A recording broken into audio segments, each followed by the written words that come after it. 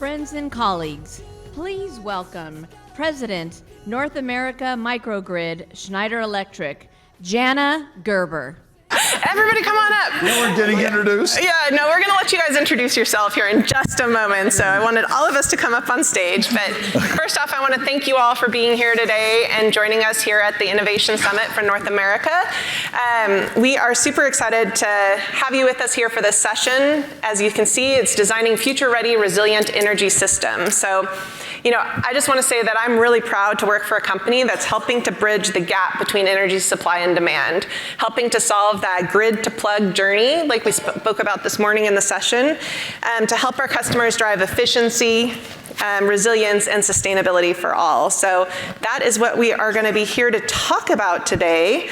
So when we think about the evolving grid, it's we're seeing this evolution of it. It's not just a one-way. We talked about it this morning. It's two-way, and this evolution of prosumers, whether that be a single individual or organizations who are actually producing and consuming the energy that they're on their sites. So those are people who procure smartly acquire and procure their energy, efficiently consume the energy in their sites, as well as often produce. And so with microgrids, that is a great opportunity for our customers to produce and consume and generate their own energy on site. So one last plug for us is that if you, a few months ago, or last month, I guess it was, Joe will have to correct me, Schneider Electric was named the #1 microgrid integrator by Guidehouse Leaderboard. So we were super excited with that recognition.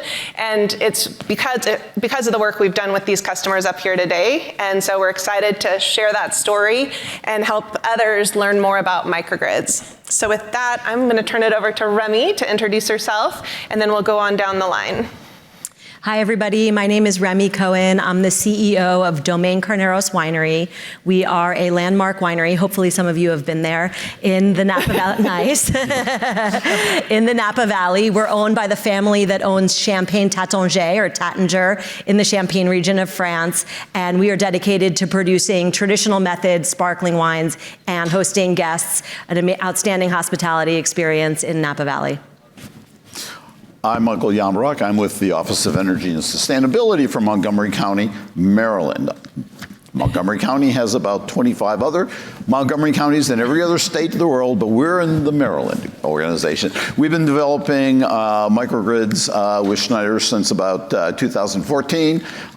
We've had a number of very successful projects, and we're very excited about being here to be able to discuss some of the projects we have, why we've done it, and our strategies moving forward. Hi, everyone. Glenn Thomas. I'm Senior Vice President of Corporate Real Estate Services for Knight Swift Transportation. We are a premier trucking company, so to speak, in the U.S. and Mexico. Started with them about 15 years ago with one brand. We're up to 12 brands in about 300 locations, and it's been a great ride. Came into contact with Schneider a few years ago on a project that I'll talk a little bit more about, but excited to be here. Great. Thanks, everyone. My name is Uzo Mako Okoye. Everybody calls me Uzo.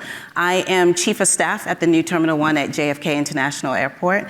Always say that New Terminal 1 is both a what and a who. The what is we are building a brand new international, world-class, international-only terminal at JFK. At $9.5 billion, we're anchoring the $19 billion sort of redevelopment of JFK International Airport. And I always say, yes, lots of traffic, but we're not the only ones causing the traffic at JFK. The who is we are a public-private partnership with the Port Authority of New York and New Jersey. And so we have a consortium of financial sponsors, which is Ferrovial, Ullico, JLC Infrastructure, and Carlyle, that have come together to sort of finance this private, the private part of the project, and that's who I work for. Amazing. So really cool thing about all of these folks on stage is that they all have videos, although we found out we need to update the one for Montgomery County.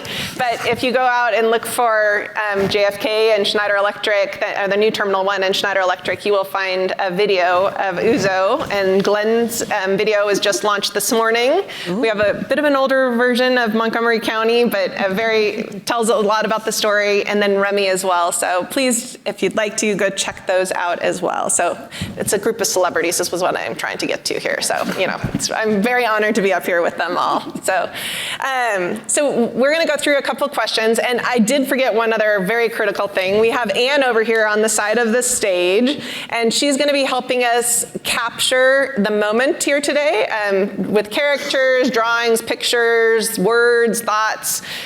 So as at the end, this is an opportunity for us to be kind of help to engage and drive some fun into the discussion.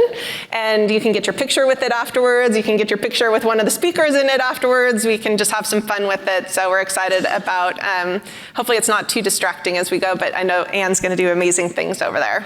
So with that, we're going to go through a couple questions where you guys are going to have an opportunity to share a bit more about your projects and the challenges in what you're trying to drive from an outcomes in your sites. So we're going to start with Uzo on the first question, and then I'll move over to you, Remy. Mm-hmm. But what does energy resilience mean in your organization's context, and how are you leveraging your energy systems to achieve it? Sure. Well, the first part is, we're still in construction, right? We put shovels in the ground in 2022, and we will be opening the first phase of our project, the first 14 gates, next year. So when we're thinking about a major transportation hub, international only, we're really thinking about energy resiliency, and that has been a major part in sort of our partnership with Schneider Electric. And so we have done an energy as a service agreement, and we're building a microgrid, 13,000 solar panels. We'll have fuel cells. We will be able to produce at least 50% of the energy it's required to run our terminal at full capacity, right? So ultimately, that sort of energy resiliency means that if you do have a problem with your grid or your energy source, we do get energy from the Port Authority, we're able to still operate. And that's sort of unique. And when you're talking about air transport, that is a major thing. And that's something we thought about, as well as how do we efficiently and cost effectively provide for energy. And that's why the microgrid and our agreement with Alpha Structure, which is a JV between Schneider Electric and Carlisle. Absolutely. Yeah. I wasn't sure if I was going to say Alpha Structure if you didn't, and see if they're in the room and they were out there, but we'll keep going here. So Remy, what about you? Energy resilience, and what does that mean? And I think you have some kind of cool stories around that too. I don't know if you have those in your notes, so I'm just throwing it out there. Well, at Domain Carneros, we're located in rural, unincorporated Napa County, and we're pretty close to the end of the grid for that reason alone. And as many of you may have heard of, we've had some extreme environmental events in Napa over the last decade, and therefore, we experience frequent disruptions to the power grid. So for us, energy resiliency means allowing continuous operations even during disruptions to the power grid. We were early adopters at Domain Carneros of solar energy. In 2003, we built the largest solar array of any winery in the world. So 20 years later, we were looking at upgrading the system, and we learned more about the microgrid. And that's when we decided to partner with Schneider Electric, because we knew it would not only get us closer to energy independence, but also resiliency. In fact, recently, anecdotally, we had a day-long outage in the region. We were able to continue winemaking and bottling operations, stay on our production schedule, not compromise our wine quality, and maybe even more importantly, we didn't disrupt our revenue stream because we were able to host guests. There were no disappointed guests, and the neighboring wineries were sending their guests over to us. And in fact, many of the winemaking wine-making team, since they couldn't work, decided to come and have a wine tasting at Domaine Carneros. So we're really happy with our microgrid. Absolutely, that's amazing. Thank you for those perspectives, and I always love those like real stories. You know, I think Montgomery County, you have some of those as well with I think the animal shelter as well, right? I was going to bring the animal shelter. Were you? Thank Okay. you very much. So, do you want me to go to the next question, or you want to tell the story now? I can bring it right up now. Yeah.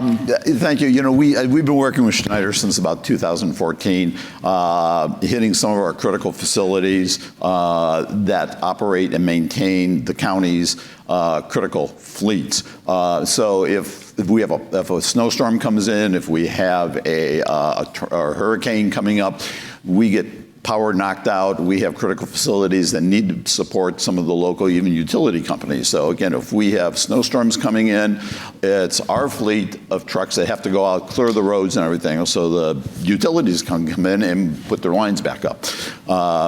Jenna was referring to one of the projects we have, which is an animal shelter. And most people don't think of animal shelters as being important, but if you think about it, if there's like a Katrina or somebody else comes through, people usually get out of the way, they leave their animals there. And so all of a sudden, when they come back afterwards, they have all these animals running around, and somebody needs to take care of them. So our animal shelter is very important to us. We wanted a space so that, again, if we had an outage like that, animals could come, people could locate their animals, and everybody go home happy with, you know, their little puppies, little cats, whatever.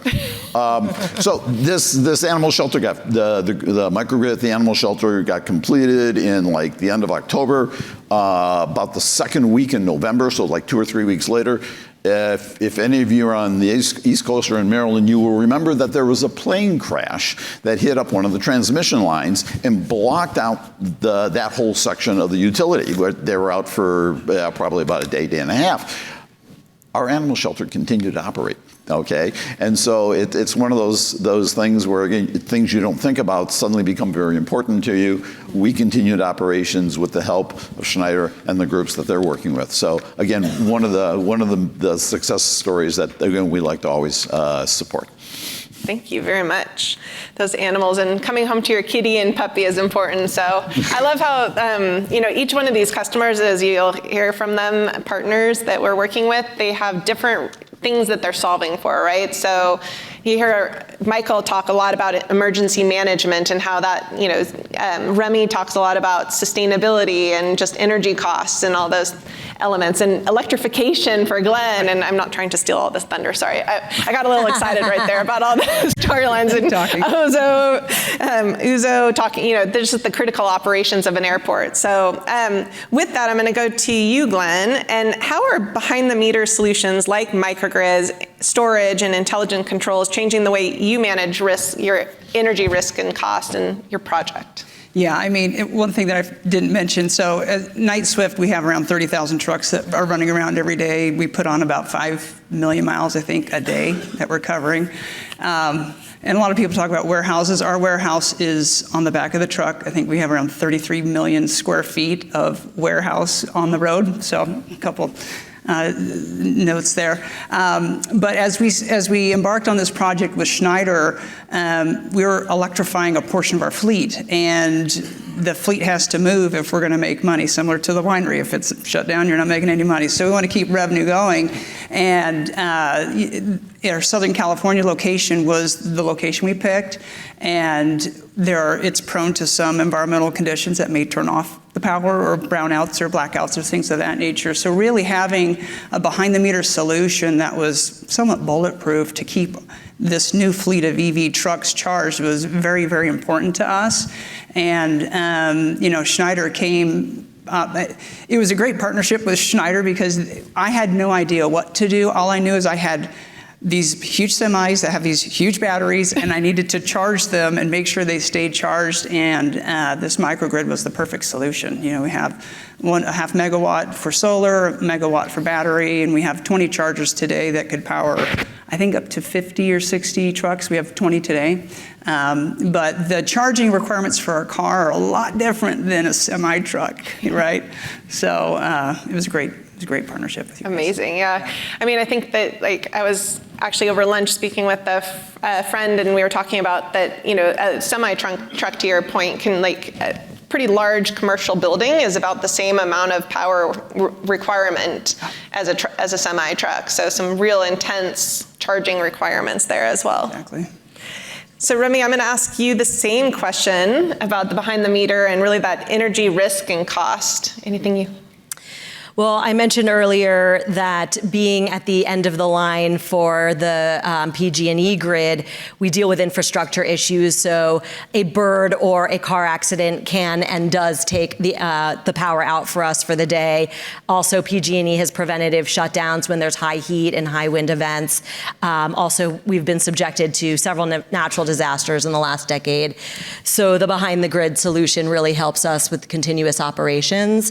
And in terms of cost, we have abundant sunshine in California. So we are fortunate that we can generate excess solar energy during the day and use it in the evenings at night during peak energy cost from 4 to 9 p.m. We're hosting guests, we're having events, and we can shave our energy load at that time by discharging from the battery using the EcoStruxure technology.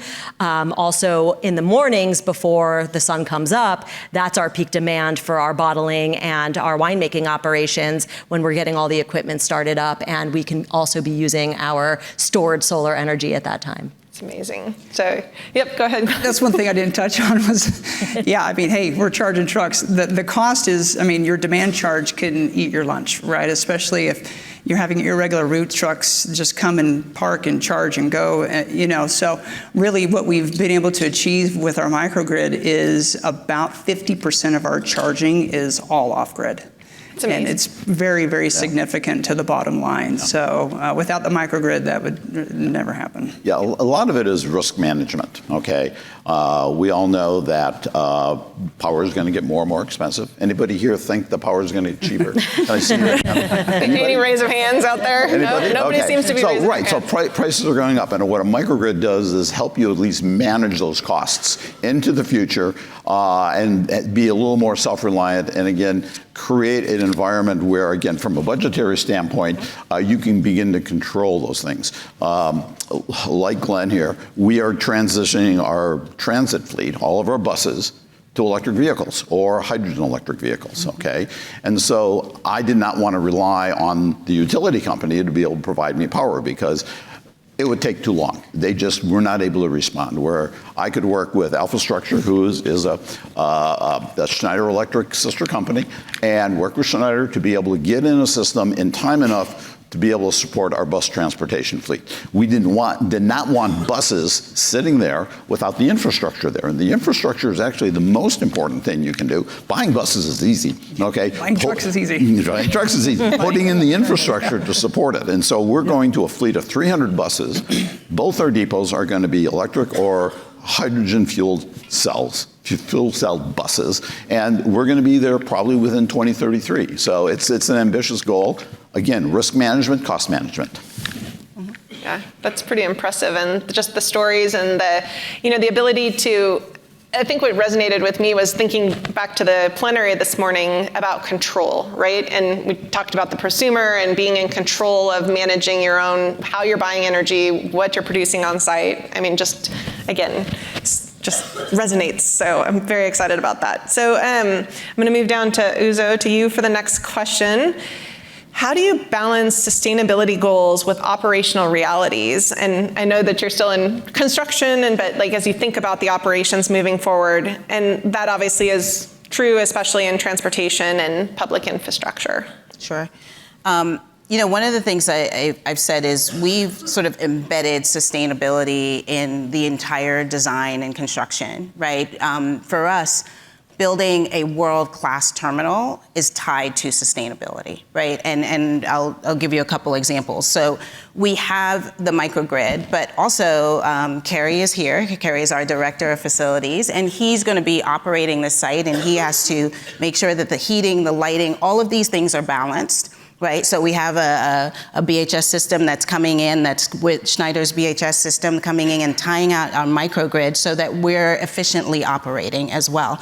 And we're thinking about that sustainability. So even though we know we have to continuously operate, we want to make sure that we're pulling from the 13,000 solar panels that we have.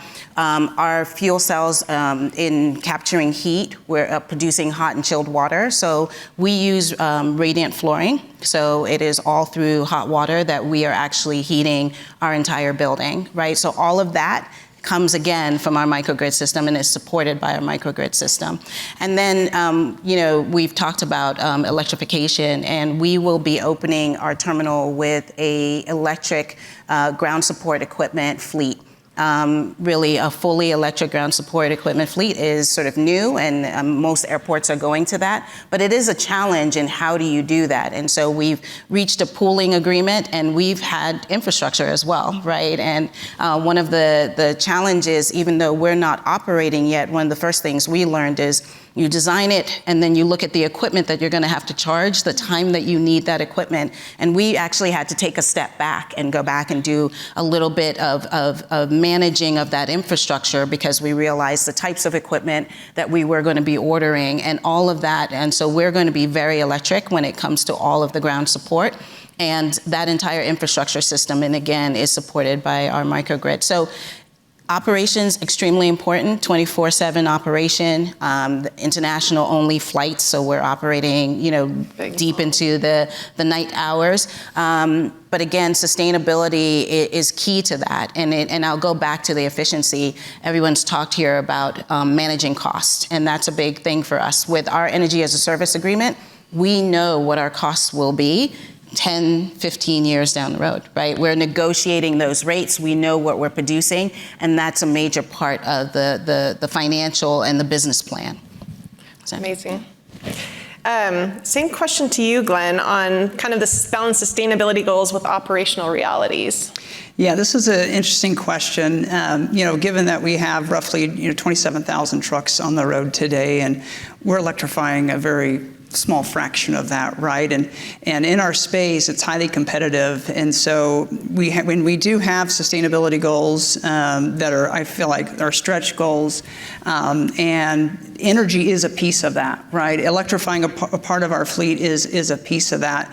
But when you're running 5 million miles a day, to electrify a big enough sample size to reduce your emissions is quite expensive, right? Very expensive.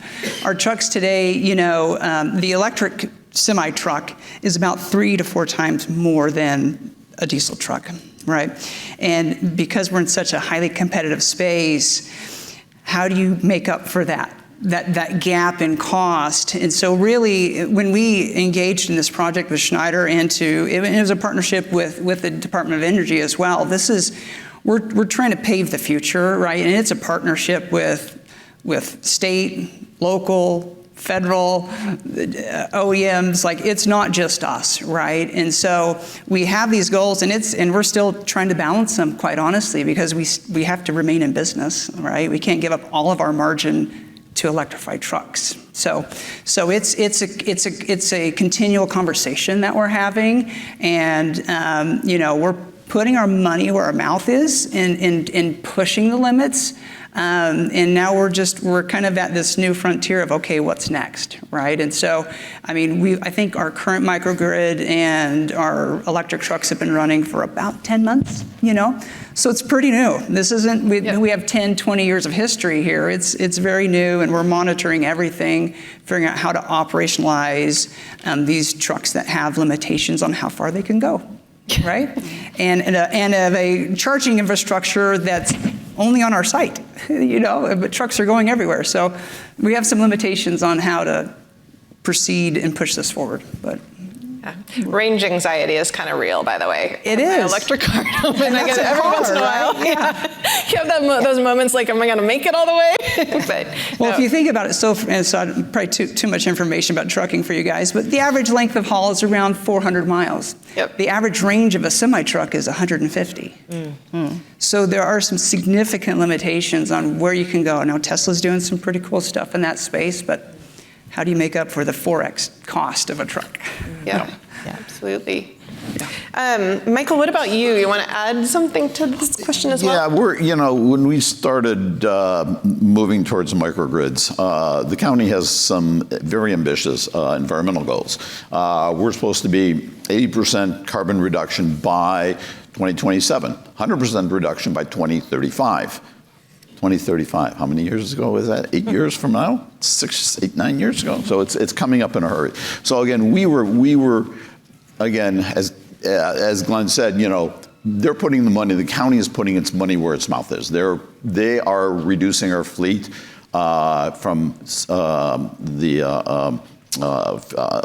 diesel trucks into battery electric. And so what's happening is that about 50% of our total carbon for the county is in our fleets, 50% is our buildings. So we look at it as a three-stool type of approach. We have resiliency, we have carbon reduction, and we have what's called building energy performance standards, which means we have to reduce our building loads. So we have to reduce our building loads, we reduce our carbon loads of the fleet, and we begin to get down to the numbers that we're looking to try to meet. But again, as we electrify, we're using more electricity. And right now in Maryland, the PJM system is saying we're going to have blackouts, we're going to have brownouts in 3 years. And you read this morning too, they were talking about not having enough power in 3 years. Right now, the time frame to get a new generator in to service the grid, from a black start type of standpoint, is 7 years. So suddenly you don't have enough generation power to be able to service what the new loads are. New loads are increasing all the time, and yet you're trying to reduce your carbon footprint. How are you doing that is the question. And so that's, do you still buy power from the grid? How does the grid get cleaner? What type of energy sources are there, that you're going to look at in the future? Everybody's now talking about SMR, small modular reactors type of a thing. Where is that going to lead us? Okay, where is fusion going to come in? And sometime in the future, there's a lot of advances made in the future in the fusion industry, and I think that is eventually where we're going to be, which could solve some of the problems. But it's all going to be electric. It's all going to be, again, doing all the file servers and everything else they talked about this morning, electrification of vehicles. We got to figure out where we're going to get all this power from. Absolutely. Yeah, so I'm going to go off script. You guys okay with this? Sure. So 2 questions off script, by the way. So first question, and it was, Glenn kind of brought it up, and I know you mentioned it a little bit as well, Uzo, but let's kind of just take one more tier and peel back the onion a little bit more on the ecosystem and the partnerships that were required, not just with Schneider, but with the broader ecosystem to really make your projects kind of come to life. And so we'll kind of just go ahead and go down the line, start with you maybe, Uzo, and then come back down this way. Yeah, I always say that just explaining our structure alone could probably take an entire panel, right, when you're looking at a public-private partnership. But I think first at the higher level is we do have a public-private partnership that's developing a terminal. At JFK, the Port Authority operates the airport, but each of the terminals are privately operated. So we'll be a privately operated terminal. And with that, we could make certain decisions. And the reason I start there is because we could make certain decisions about how we see our future in terms of this new build, right? And so we have that first structure, and then we have the sort of energy as a service was something that we looked at. And so we have a multiple layers of relationship. For example, with Schneider Electric, we have the energy as a service.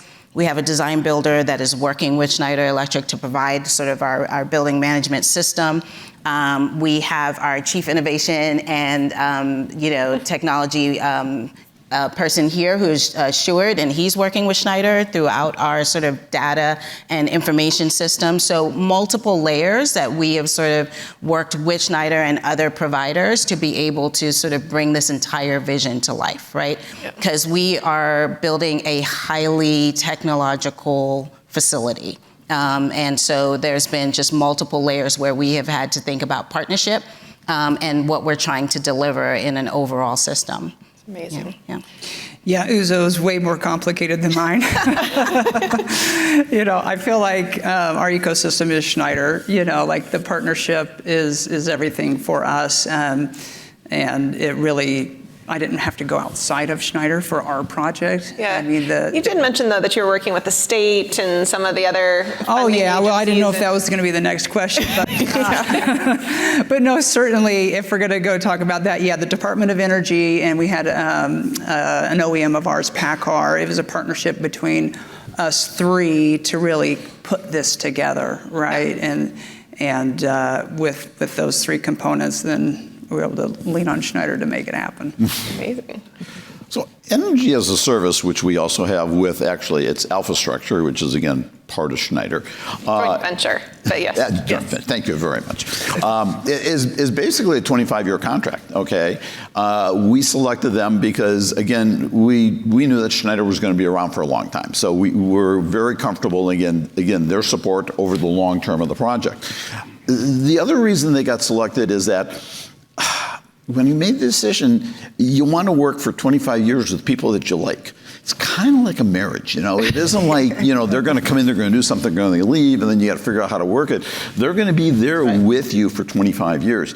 And if you don't like the people that you're working with, okay, then you're banging your head against the wall. And so, everybody that I've worked with, Schneider, with Alpha Structure, and all the different groups, I've been very pleased in the responses they've given us in addressing issues, because there are going to be issues. There are going to be problems. Things aren't going to work the way they're supposed to, okay? And the success of a project depends on, again, how you as a team address the issues, identify them, what the results are going to be, and get things implemented and changed so that you can then move forward again. And it isn't finger pointing, saying, well, it's not mine, it's not the hardware, it's the software. No, it's not the software, it's the hardware. But again, people looking at it and saying, what is it that makes this project work? Everybody's going to need to be successful on it, and let's make this team work for the next 25 years. Right? I mean, we took out batteries, for example, in our microgrid, but what we did was increase the capacity of producing hot and chilled water, which was important to us, right? And so the batteries didn't make the use case for us when we got through the design. So having that partnership and the ability to sort of be able to be agile with that partnership, and I've been on the project before we put shovels in the ground in 22, and had been working to get the deal done with the Schneider Electric team, right? It takes time to get that deal together. Does. So like when you're saying partners that you like to work with, but also partners that are going to be agile and be able to say, okay, this is what we talked about, but as we've designed it, we might need to make some changes, and having that flexibility is really important. I feel like that was one of the key things that I love most about the whole partnership relationship with Schneider. It was the flexibility, because they're designing a solution that I'm like, hey, yeah, I got these trucks and chargers I need to provide power for.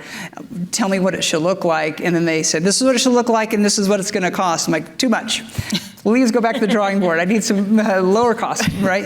But they were hyper flexible and a partner, not just trying to sell me something, right? Yeah. So.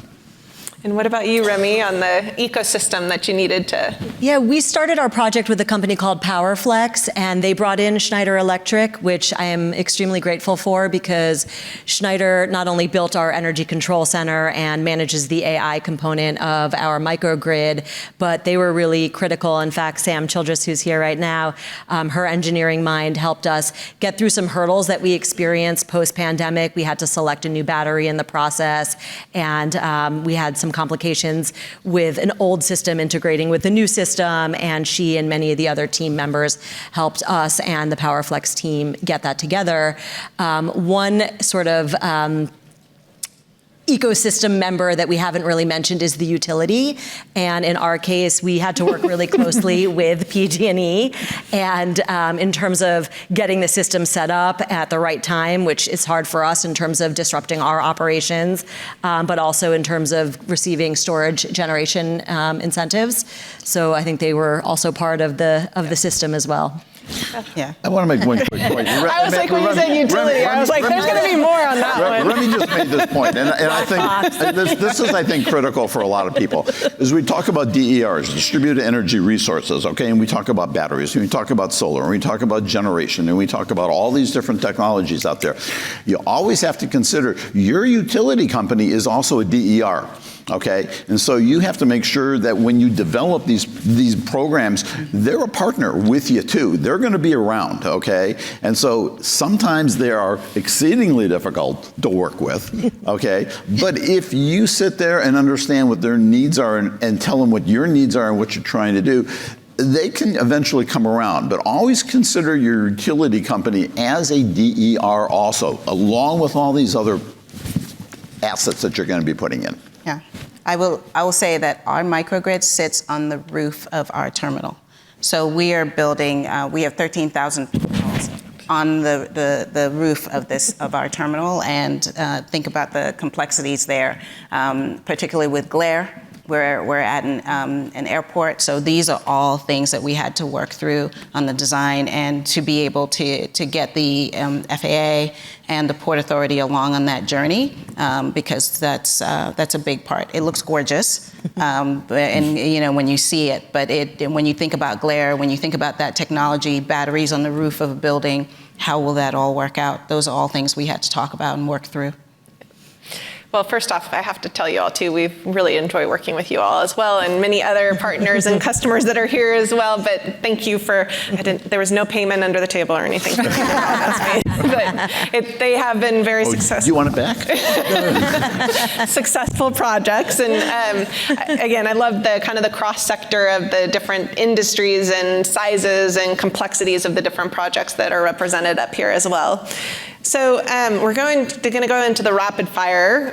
So I'm not going to leave you guys time for questions and answers or Q&A from the audience, but you guys are more than welcome to grab any of us after the session or along the next couple days. But so going into rapid fire, so you know, the group in this audience, some of them may be thinking about microgrids, some of them may have done something in this space, but what was kind of things that helped you to move forward and not look back, and they gave you the confidence to say, this is the right direction for me and my entity organization. So do you want to start, Remy? And then Sure. We'll go this way this time, just kind of keep on bouncing it around. The conversation began in 2014 after the earthquake in Napa, and continued and was finalized after 2017 and 2020 when we experienced severe regional fires in the area. When we started talking with PowerFlex and Schneider Electric, Domain Carneros had always been a leader in sustainability and widely recognized as such. And when we learned more about the microgrid and realized that not only could we improve our energy resiliency, but also our energy independence, we could reduce our carbon footprint, but also save money in the long run, it was kind of a no-brainer. And it was one of the great examples when sustainability and efficiency operations come together and we're not contradictory, and we love that. So. Amazing. Basically, our environmental requirements, 80% by 2027, 100% by 2035. Okay, I mean, that was it. How do you do that? There is no going back. And so we got the orders to move forward, and that's where we are with it. Montgomery County knew nothing about microgrids. At 2014, we started putting a couple of them in. I had done microgrids previously, and so we started realizing the value of what microgrids were, and that we're going to continue doing that. We just signed a contract with Schneider Electric for 24 plus microgrids. So probably one of the largest chunk of microgrids for any single contract that I know of. People doing ones and twosies, we're doing 24 of them. So, yeah, I think for us, really, the alignment that we needed to have in place before just moving forward was with the Department of Energy, with our OEM partner, and our executive team, right? And so the executive team made the commitment for lowering our emissions. The Department of Energy had their program with our OEM, and once they kind of were in alignment. Then they said, Glenn, okay, we need your help to figure this out. And once we figured it out with Schneider and came up with the solution, then they were ready to go forward, right? So really, I feel like if it wasn't for Schneider really helping develop the right solution, it may have just been mothballed. Yeah.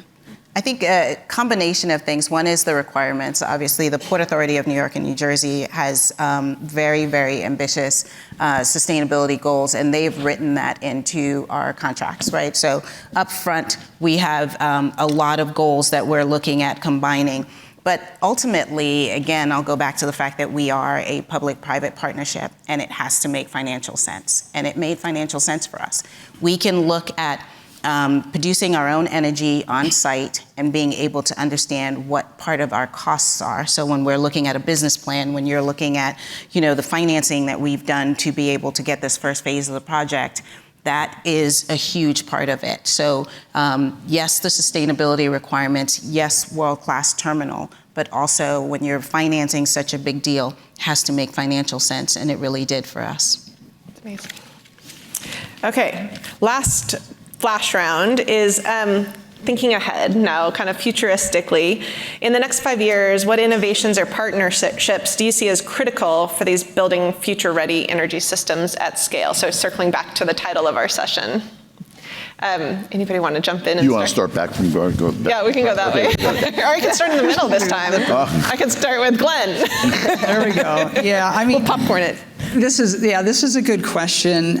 Like I mentioned before, really, the desire to become less dependent on energy is there, right? The desire to electrify more of our fleet is there. The cost to buy trucks is so high that it's hard for us to move fast in that space. And so really, there needs to be alignment, Fed, local, state, and utility provider, one of your providers. They all need to be in an alignment so that we can help drive down some of the costs of just constructing a truck, right? And so there's a lot of things that need to be in alignment for us to really move this forward, but I'm hopeful that, one, the cost of vehicles will come down. Trucks, I think electric semi-trucks have only been in production for a couple of years, right? How long have electric cars been in production? 15, maybe? Yeah, maybe, 15, yeah. So we're so new in this space, but I'm hopeful that as that cost comes down and there's more alignment with all of the other agencies, that we'll be able to roll out more and more electrification in our system. What about you, Zoe? I think that those partnerships that allow you to be able to sort of finance, again, because cost is a big issue, right? You're talking about the cost and the production of your semi-trucks, but also just financing these big deals when you're talking about 13,000 solar panels and the fuel cells, there's a lot of cost there. And so, I can't emphasize enough that what we have had to do on our project is sort of think about it in multiple ways on how you finance these and how do you finance innovation. And one of the things that I know Sjoerd is talking about in our terminal is we want to be that place where we'll be trying out new innovations, right? We're a forward-thinking terminal, and we want to be able to be a place for testing of new innovation, and then being able to say, hey, it works. This is what works better, particularly when it comes to aviation and transportation, and then be able to sort of help bring that about in multiple terminals. So we're thinking about those types of partnerships. What are the partnerships that can finance it? What are the partnerships that can test and drive innovation? Love that. Michael? Well, okay. Basically, to me, it's two things that keep me awake at night. It's supply, it's demand, okay? The equation is very simple, okay? You got to manage your demand, okay? And if you can't manage your demand, you're not going to be able to manage the supply. And supply is almost worse to me than demand is, because I don't know where supply is going to be coming from in the next 5 years, the next 10 years, okay? Again, you heard about it this morning, over and over again. Where are we going to get the electricity from? So yeah, we're going to power all this electric stuff and everything else. But again, I don't think we as a whole put enough attention to the innovation for the supply of stuff, for the supply of energy. We talk about transmission, we talk about distribution. I think that's kind of a crapshoot. I think that's why we're building microgrid systems, because we're starting to control our own destiny at our critical facilities, our bus depots. Our bus depots have to run. Your trucks have to run, okay? If you don't control your own supplies, they're sitting there on the road, nothing's happening. So I think those are the two things. You got to manage the demand, but you got to figure out where the supply is going to come for a long term, because we're going to be in a heap of hurt soon. Anyway, on a more positive note. Oh, geez. No. That was a good summary, I think, Michael. And in my real world application, we don't want to solarize inefficiencies. So we're looking at ways to reduce our peak energy load during the peak energy demand, and things like pulse chilling of our wine tanks or of our storage cellars. We had a conversation with some friends that I've met today, and one thing I think of, I'm surrounded by many small to medium-sized businesses, and maybe there's an opportunity for more of a regional collective and cooperative effort in terms of our generation, so that our financial outlay is shared, and that we can work on the financial component in an easier way. Yeah, I love that idea too. So with that, I want to thank you guys all for all your insights. Amazing. Maybe we just give them a quick round of applause here. Thank you guys all. And then meanwhile, we've had our character over here. Anne's been busy and hard at work capturing all of this. So we're going to have to go check this out as we finish up here. And it looks beautiful. Thank you so much, Anne. Let's give Anne a round of applause, right? Yeah, let's give her. I mean, that was a lot to capture as we were talking through, and we were going pretty quick on some of those topics, so I love it. Thank you. No, thank you.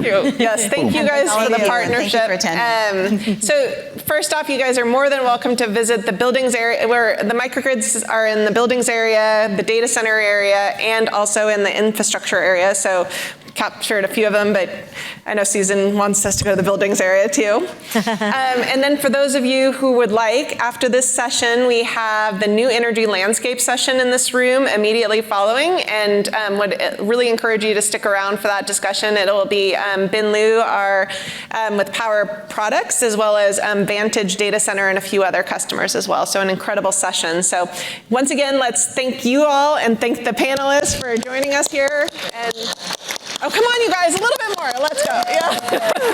Excitement. Thank you all again. Enjoy the rest of your conference.